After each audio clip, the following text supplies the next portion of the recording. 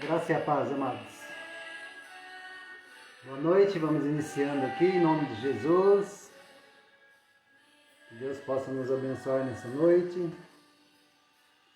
Mais uma noite de palavra, vamos aguardar aí os amados entrarem. Aleluia. Glória a Deus. Que o irmão Amâncio entrou, Deus abençoe. Vida do amado. Vamos aguardar aqui alguns minutinhos em nome de Jesus, amém? O Senhor é bom o tempo todo, sua misericórdia dura para sempre. Aleluia, louvado seja Deus. Glória a Deus.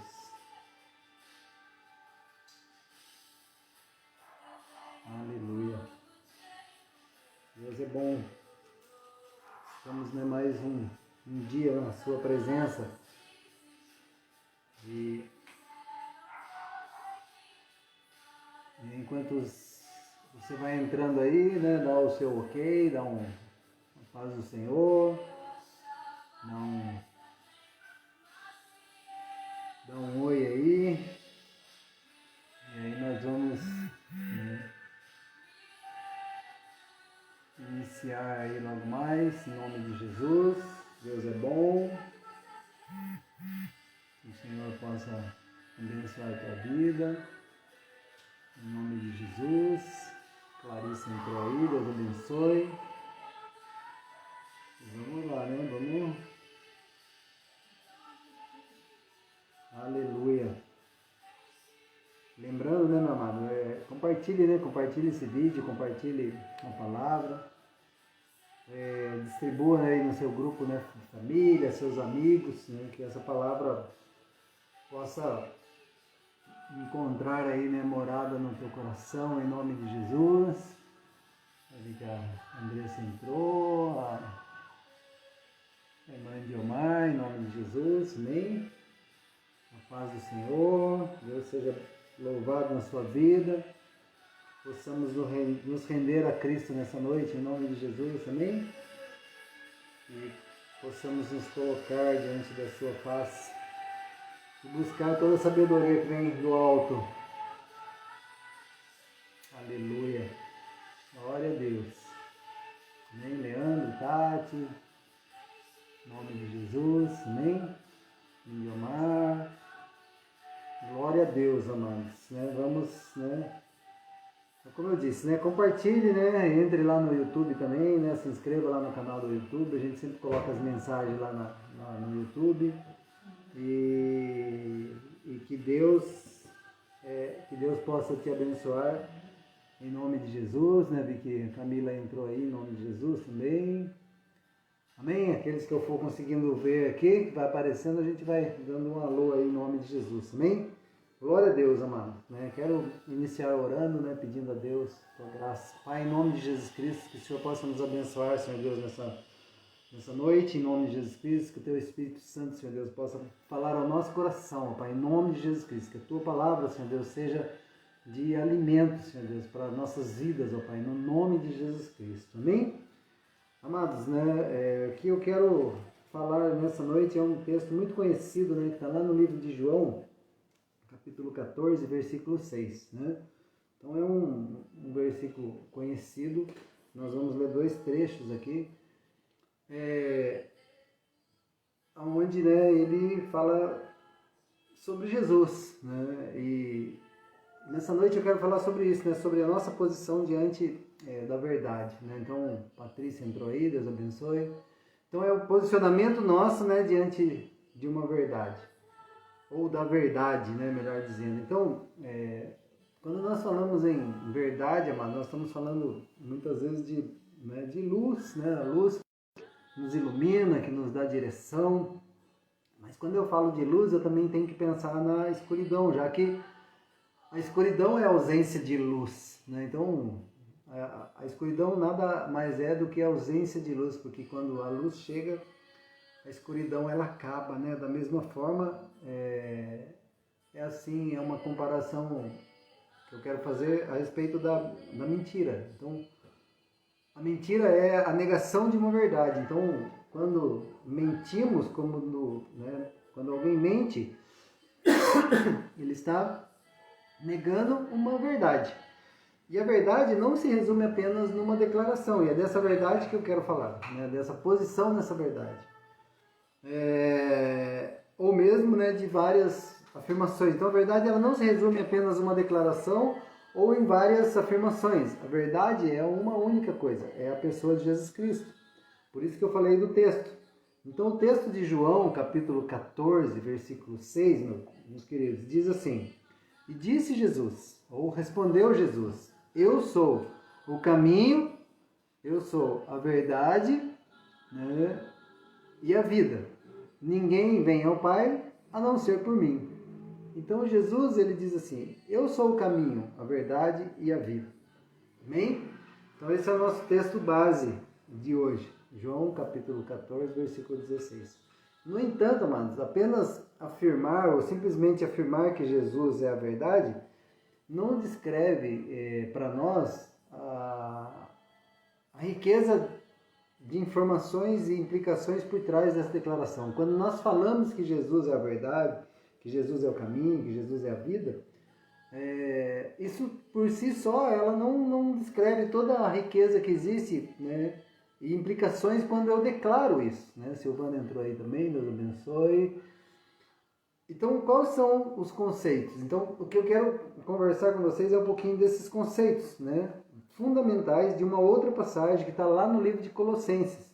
Colossenses, né, capítulo 1, versículo 15 em diante. Então, né, Colossenses, capítulo 1, a partir do versículo 15.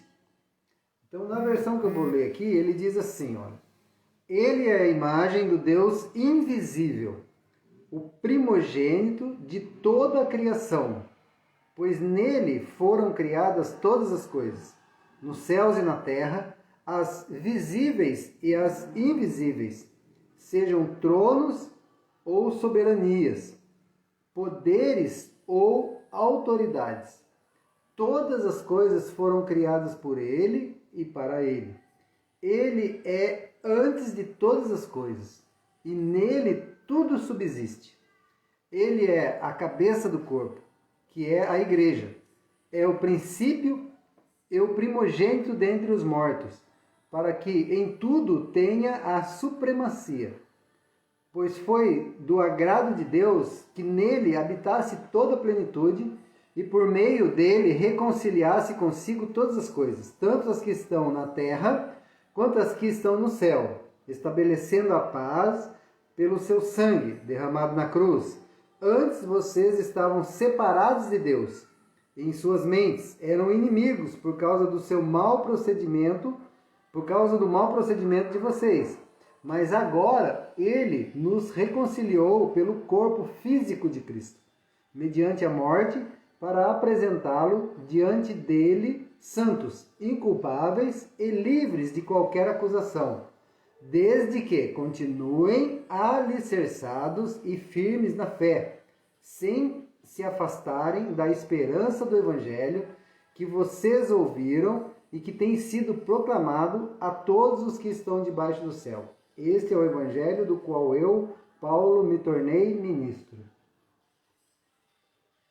Quando nós olhamos para esse texto, nós vamos ver algumas coisas, alguns conceitos fundamentais. Lembra lá, né, da verdade, lembra lá da mentira, que nós comentamos lá no comecinho, né, da luz no lugar de trevas.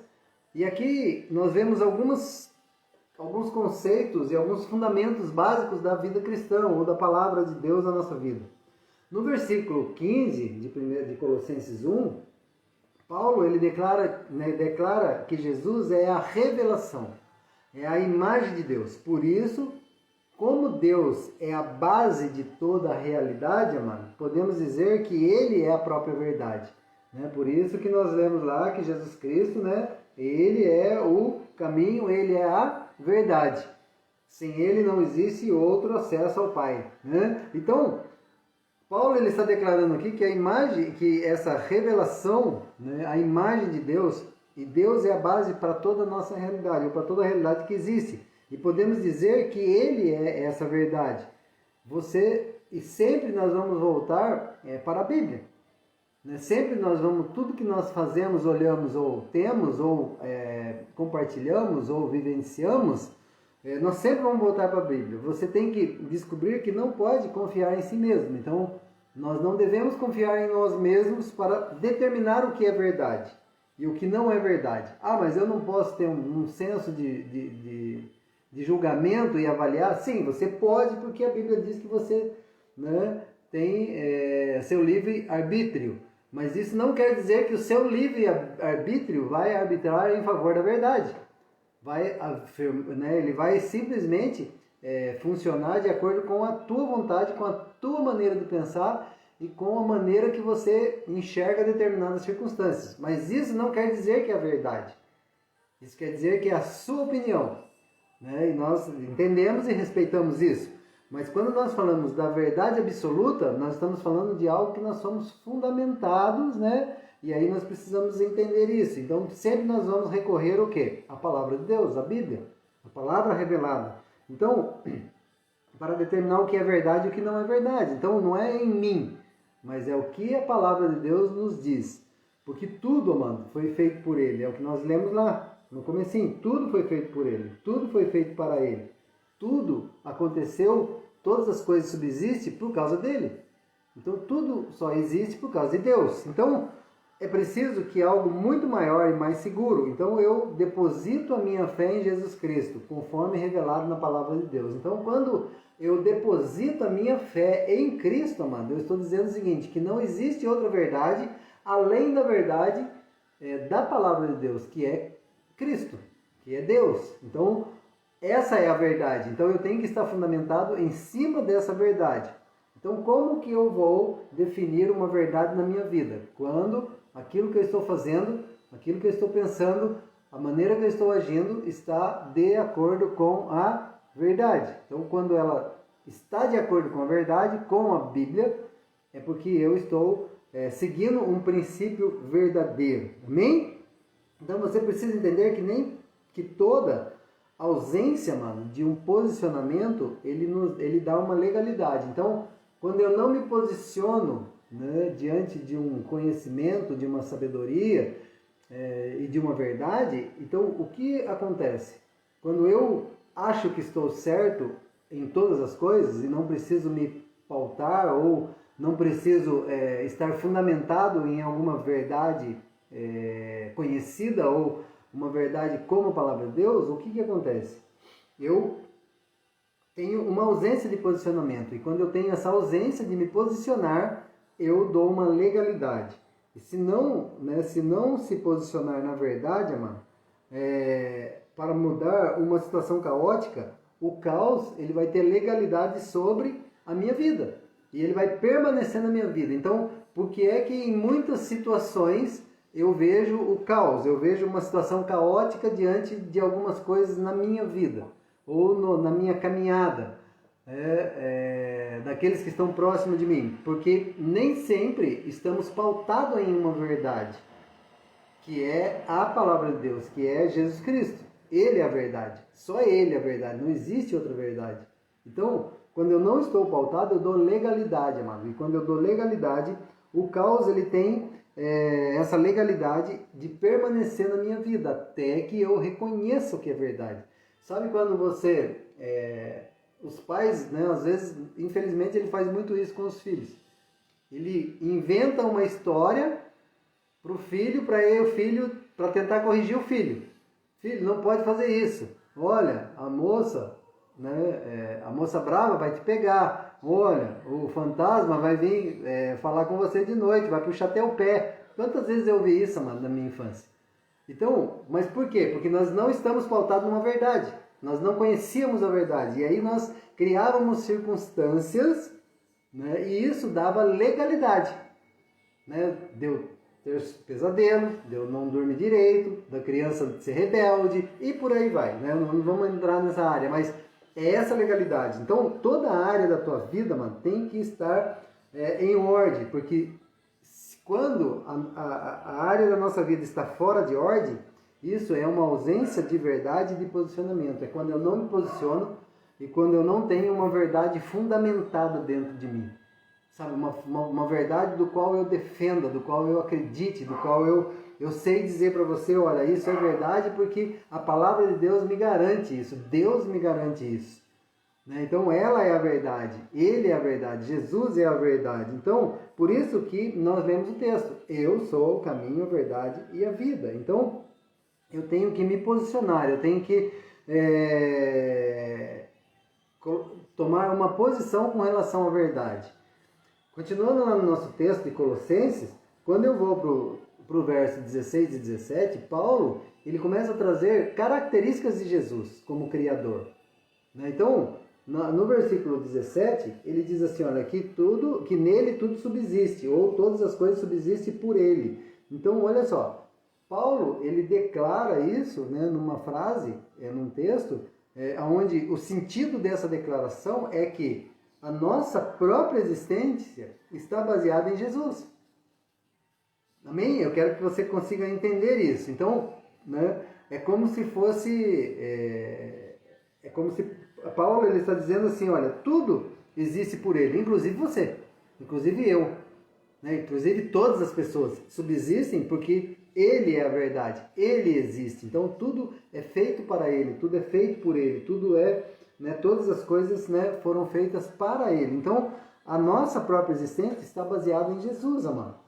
É como se num sonho, se eu tivesse um sonho, ou parasse aqui um pouquinho e pensasse, imaginasse, tivesse uma imaginação assim, minha, e aí eu falava assim, eu falo para vocês o seguinte, e se Deus desistisse de pensar em nós, o que seria?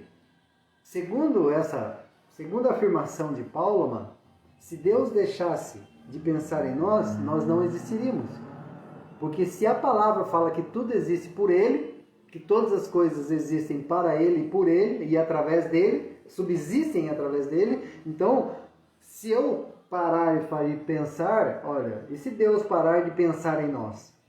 Então nós deixaríamos de existir. E é uma atenção, em sua atenção e em seu poder que resiste a nossa própria existência. Ou seja, é o poder de Deus que faz existirmos. É a sua atenção que faz nós existirmos. Porque Deus ele não abandona ninguém, amado. Deus ele ama o ser humano. Deus ele não deseja mal, ele deseja prosperidade. Nós já falamos sobre isso. Então, Deus ele tem um propósito para a tua vida.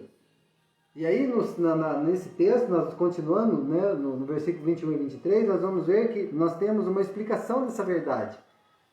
E vamos ler com cuidado para que você possa entender. Então, versículo 21 e 23, ele diz assim, olha, e vós também, que noutro tempo eras estranhos e inimigo no entendimento, pelas vossas obras más, agora, contudo, vos reconciliou no corpo da sua carne pela morte, para perante ele vos apresentar santos, irrepreensíveis e inculpáveis.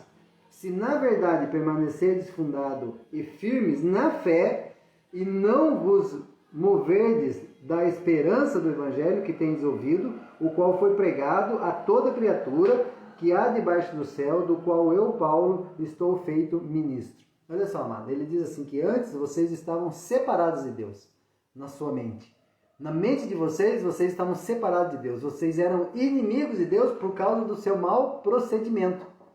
Então, o seu mau procedimento, ele afastou o ser humano de Deus. Por quê? Porque ele aprendeu a confiar somente nele. Então,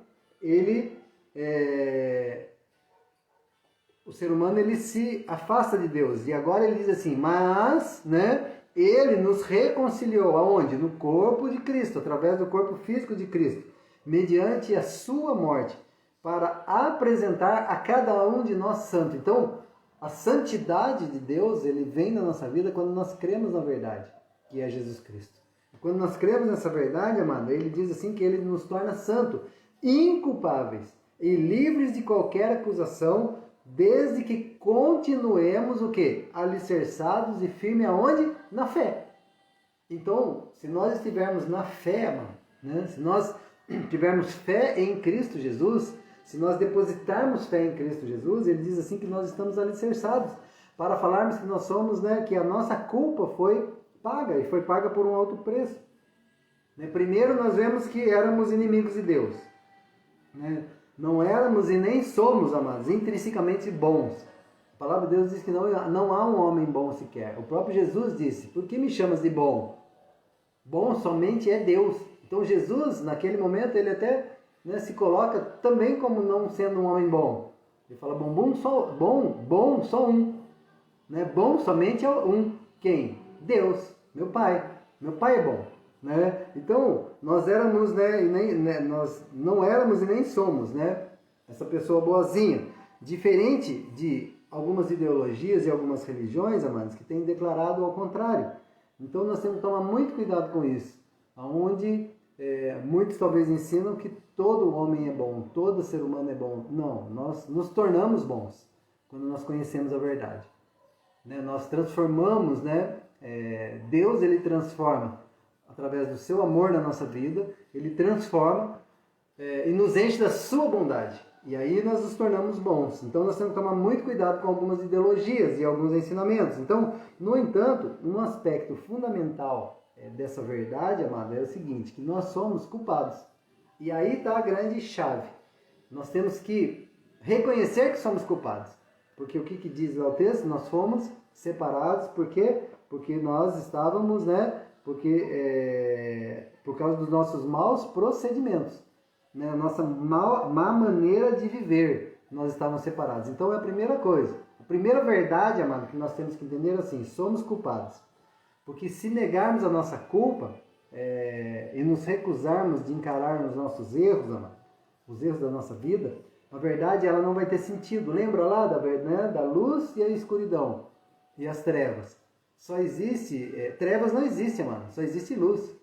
Porque você consegue, quando a luz chega, ela some, mas você não consegue colocar a escuridão dentro da luz. Porque a luz é mais forte que a escuridão. Então, isso é verdade. Essa é a verdade. Então, quando nós conhecemos a verdade, né, nós precisamos conhecer a verdade, porque senão ela não vai ter sentido. Então, nós temos que reconhecer o quê? Que somos culpados, né, e não podemos, né, e temos que encarar isso. Então, porque senão a própria morte de Cristo vai se tornar inútil. Por que Cristo morreu? Cristo morreu pela minha culpa e pela sua culpa. Você querendo ou não, ele morreu pela culpa da humanidade, amado. Não é só de quem está dentro de uma igreja ou participa, né, de um conceito religioso. Não. Cristo, ele morreu por todos, amado. O preço pago foi por todos aqueles que vivem nesse planeta. Então, o que acontece? Então nós, né, se nós não acreditarmos nisso, a própria morte de Cristo ela vai se tornar inútil para nós, né? Mas quando nós olhamos o versículo que nós acabamos de ler, nós vamos ver o seguinte, que indica que nós fomos reconciliados pelo corpo da morte de Cristo para então sermos apresentados santos e irrepreensíveis. Né? Mais uma vez, a mentira procura negar que precisamos de reconciliação. Então, a mentira, ela não acredita na reconciliação de Cristo. Ela não acredita naquilo que Cristo fez na cruz. E isso é um entendimento de verdade. Por isso que a nossa verdade não pode prevalecer. O que tem que prevalecer é a verdade que a palavra de Deus nos ensina. Então, quando nós entendemos que a Bíblia ela é verdadeira, que ela é, né, uma palavra de verdade, então nós temos que acreditar em Cristo, porque não adianta eu acreditar em parte da Bíblia como verdade e não acreditar em Jesus Cristo, mano. Jesus Cristo, a Bíblia fala de Jesus Cristo de Gênesis e Apocalipse. Então são 66 livros falando da vida de Cristo, mesmo lá no Velho Testamento. É só estudar a palavra de Deus e nós vamos ver. Então, se eu uso pequenos trechos da palavra de Deus para basear a minha crença, basear o meu entendimento, basear a minha fé mesmo, não está totalmente errado, mas eu não posso anular as outras coisas. Então eu não posso ter parte da Bíblia, eu tenho que ter fé no conceito e no propósito daquilo que Cristo fez, daquilo que Cristo foi chamado para fazer, amado, que é morrer por todos, pelo pecado de todo mundo. Por isso é muito difícil nós entendermos a verdade, Por isso é muito difícil nós aceitarmos a verdade, amado. Porque a primeira coisa que eu tenho que fazer é reconhecer que eu, né, sou culpado. Eu sou culpado. Eu tenho culpa. Né? Então essa é a primeira dificuldade. É trabalhar comigo. Trabalhar comigo mesmo. Então a mentira, ela procura negar essa reconciliação. Ah, mas não precisa. Se você fizer boas obras, se você for uma pessoa caridosa, se você for uma pessoa que faz isso, faz aquilo, você já está... Não, amado. Isso é só uma pequena parcela, que faz parte de todo um contexto de sermos de Cristo. De sermos, né, cristãos, de sermos alguém que acredita na verdade. Isso é só um princípio. Né? É só uma parte, amado. Não é o todo. Então... a verdade é que existe um Deus, amado, e que Ele é todo poderoso e que a nossa própria existência, amado, depende dele. Nós só estamos aqui porque Deus, né, é verdade. Ao mesmo tempo, né, nós somos inimigos de Deus pelo nosso mau procedimento. E aí nós precisamos, né, desesperadamente dessa reconciliação com Ele. Ou seja, nós temos que voltar com Ele. Amém? Nós temos que voltar a ter esse novo relacionamento com Deus para que a gente possa entender essa verdade. Então, essa reconciliação, amado, não é como um induto sem custo, não. Isso exigiu a própria vida de Cristo.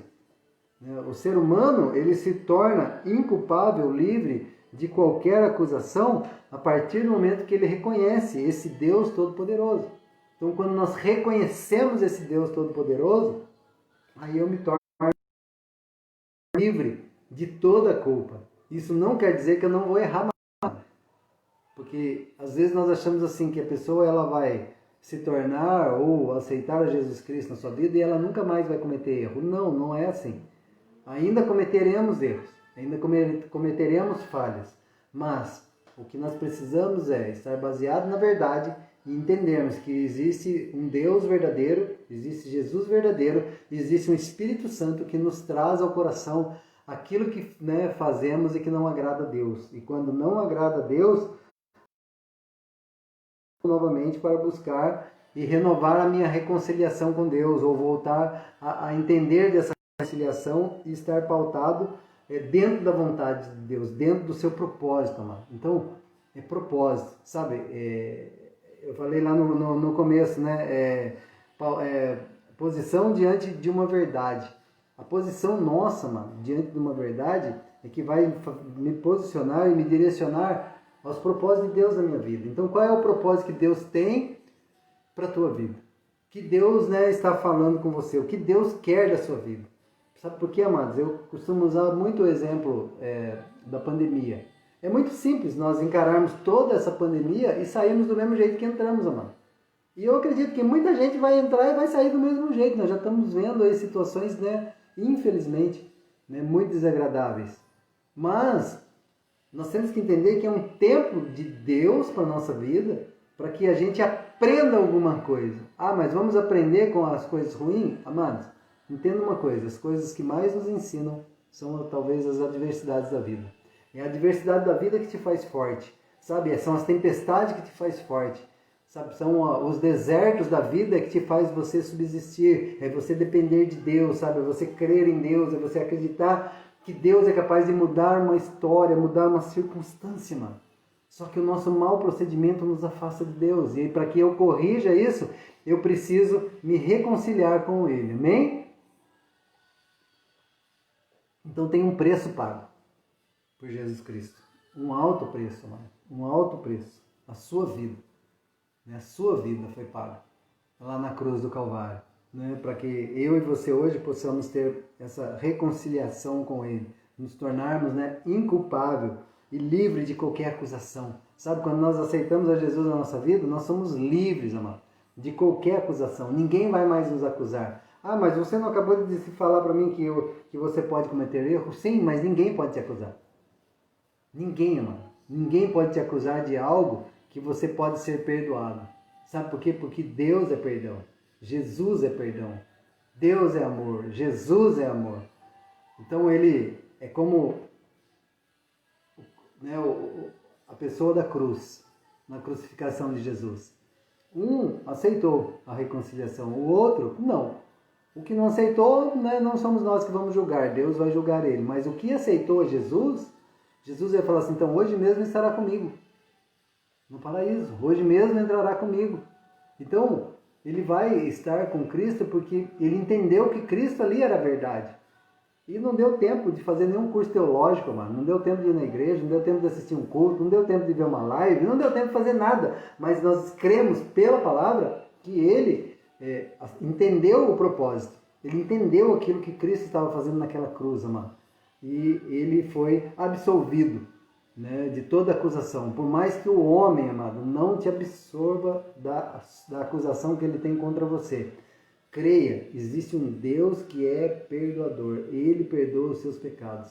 Ele perdoa as tuas falhas. Ele, né, quer se reconciliar com você. E quando nós nos reconciliamos com Ele, entendemos essa verdade, o que vai fazer é que eu caminhe melhor. Que eu cometa menos erros. Não quer dizer que eu não vá errar, mas que eu cometa menos erros. Que eu tenha uma vida, né, baseada. Quando eu reconheço esse Deus Todo-Poderoso, né, eu vou reconhecer a sua necessidade. A necessidade radical, sabe, de entregar Ele em fé, né? Em fé, é ter fé, sabe, é fé, mano. Sabe quando nós falamos de fé, né? A palavra de Deus diz que fé é o firme fundamento das coisas que se esperam e prova daquilo que nós não vemos. Então fé, amado, ninguém tem como medir a sua fé, ninguém tem como, né, calcular o quanto você tem de fé, mas fé, amada, é a certeza que você tem no seu coração de que algo vai acontecer. Sabe aquelas coisas que você, os seus sonhos, os seus projetos, os seus planos. Então quando você faz um plano e o seu plano dá certo, só que antes de dar certo, o que você fez? Você depositou fé que ia dar certo. E quando deu certo, você fala assim, puxa, nem eu não acreditava. Mas deu certo. Por quê? Porque a fé, amados, é o fundamento, é a firmeza, é a certeza que eu tenho que vai dar certo. E com Cristo Jesus, diante dessa verdade, eu falo para você, se você tiver fé nele, você pode ter certeza que as coisas vão acontecer na tua vida, mano. As coisas vão acontecer na vida da tua família, as coisas vão acontecer onde você trabalha, as coisas vão acontecer onde você estuda, as coisas vão acontecer no meio que você vive, sabe? Então, é essa fé que nós temos que entender, mano. Sabe por quê? A palavra de Deus nos conta uma história muito bonita, que é de Davi. Então, Davi, num determinado momento, né, o povo estava sendo insultado por um homem, que era Golias. Então, Golias, ele afrontou por dias, amado. Por dias, Golias afrontou o povo, humilhando, escarnecendo, zombando, e ninguém fazia nada, mano. Então, se nós lermos lá em 1 Samuel capítulo 17, né, você pode ler lá o capítulo todo, mas, né, depois a partir do versículo 12, você vai ver que o filisteu, Golias, ele era um homem de uma estatura muito alta e um grande guerreiro. Então ele afrontava o povo. E todos os soldados que iam, né, diante da batalha, era destruído por Golias. E Golias falou assim, não tem um homem sequer para brigar comigo. E de repente aparece o Davi. Sabe, o Davizinho, aquele cuidador de ovelha, porque ele não foi para a guerra, só os irmãos deles que tinham ido. E aí de repente Davi aparece lá e fala assim, mas espera aí, o que está acontecendo aí, né? O que está acontecendo aí que esse cara está falando aí? O que esse grandão está dizendo aí que ninguém enfrenta ele, que ninguém tem coragem, né, de enfrentá-lo? E amados, né, os filisteus, né, eles afrontavam, eles humilhavam, eles xingavam Deus. E aí Davi, ele vai diante desse grande homem e ele diz assim, olha, quem é, pois, este incircunciso filisteu para afrontar os deuses dos exércitos? Isso está lá no versículo 26, no finalzinho do versículo 26. Então, Davi, ele fala para aqueles homens, né, aqueles soldados que estavam ali, porque, e Davi fala assim, então, quem é esse filisteu? Esse incircunciso? Quem é esse cara que está afrontando o exército de Deus vivo? Então Davi, ele vai, amado, diante de uma circunstância e ele não se cala, porque ele se posicionou. Aonde que ele se posicionou? Ele se posicionou na fé que ele tinha em Deus, amado. O filisteu ficou, né, dias, né, dizem aqui que foi 40 dias afrontando o povo. né, afrontando o povo, humilhando o povo, zombando do povo, e ninguém fazia nada porque estava todo mundo com medo, mano. E Davi, ele chega lá, ele precisou de um dia para derrotar o gigante. Amém? Ele precisou de um dia. Enquanto todos os soldados estavam lá, falando, e agora como que a gente faz? Né? O grandão é forte, vai matar todo mundo, nós não vamos vencer. Mas a palavra de Deus, amado, diz que Davi foi lá. E um dia ele derrubou esse gigante. Então qual é o gigante da tua vida? Qual é o gigante que está aí, né, te incomodando? Talvez seja a falta de posicionamento. Esses soldados não se posicionaram diante do gigante com a fé que Davi tinha, com a certeza que Davi tinha. Amém? Então eles não se posicionaram. E ali Davi vai, né, e derrota o gigante. Então, né, por favor, amado, né, não desista. Não desista, né, de ninguém e nem da sua vida, né, porque muitas vezes você está com uma luta com alguém, uma batalha, né, com alguém que às vezes é até um próximo de você, mas é talvez porque ela ainda não conheça a verdade. Né, e você já conhece a verdade. Talvez você já conhece um pouquinho da verdade que é Jesus Cristo. Então, né, não desista, né, dessas pessoas, né? Não julgue porque elas estão, né, em um processo diferente do teu. Lembra, irmão?